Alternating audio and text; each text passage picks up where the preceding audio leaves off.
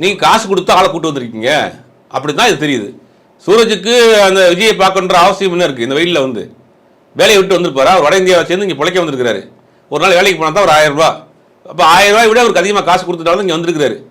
விஜய் மேல் உள்ள பெரிய ஈடுபாடெல்லாம் வந்திருக்கிறதுக்கான வாய்ப்பு இல்லை. விஜய் முதல்ல அவருக்கு யாருன்னே தெரியாது. இப்போ இந்த நிகழ்ச்சி நடந்தது, இந்த சம்பவம் கோர சம்பவம் நடந்திருக்கு. இதுவரைக்கும் அவங்க நடத்தின எல்லா நிகழ்ச்சியிலும் ஏதாவது ஒரு துரதிருஷ்டம் நடந்திருக்கு. முதல் மாநாடு விக்கிரவாண்டியிலிருந்து சேலமாக இருக்கு, இன்னைக்கு நடந்த சேலம் வரைக்கும் தொடர் உயிரிழப்புகள் நடந்திருக்கு. இப்போ நம்ம என்ன சொல்றோம்னா, எல்லா கட்சியிலும் நிகழ்ச்சி நடத்துறாங்க, லட்சக்கணக்கான பேரை திரட்டி எந்த ஒரு அசம்பாவிதம் இல்லாமல் நிகழ்ச்சி நடத்துறாங்க. ஒரு 5000 பேரை நீங்கள் திரட்டி ஒரு நிகழ்ச்சி நடத்த முடியல. அதில் ஏகப்பட்ட குளறுபடிகள். இதுதான் வந்து நீங்கள் தமிழ்நாட்டு மக்கள் 8 கோடி மக்களை நீங்கள் காப்பாற்ற போறீங்களா அப்படிங்கிறது ஒரு கேள்வியாக இருக்குது.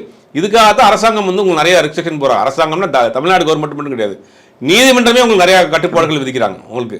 அதே மீறி தான் இந்த மாதிரியான விஷயம். ஏன் ஒரு சாயங்காலம் நடத்திட்டு போங்களேன், உள்ளரங்கு கூட்டமாக நடத்திட்டு போங்களேன், வந்தவங்களுக்கு சேரு போடுங்களேன், ஒரு சாமியானா போடுங்க. ஏன்னா கூட்டத்தை காட்ட முடியாது.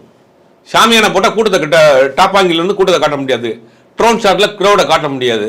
அதுக்காகவே என்ன பண்றாங்கன்னா, பொட்ட வெளியில போய் ஆடு மாடு அடைக்கிற மாதிரி அடைச்சி வச்சுட்டு ஒரு ட்ரோன் ஷாட்டுக்காக அந்த ஒரு மேசிவ் ஒரு கிரவுட் இருக்கு, அதை காமிக்கிறதுக்காக பண்றது. இதான் இதெல்லாம் நீங்க வந்து ஈவினிங் நடத்திட்டு போங்க, ஒரு 4 மணிக்கு நடத்துங்க, 6 மணிக்கு நடத்துங்க.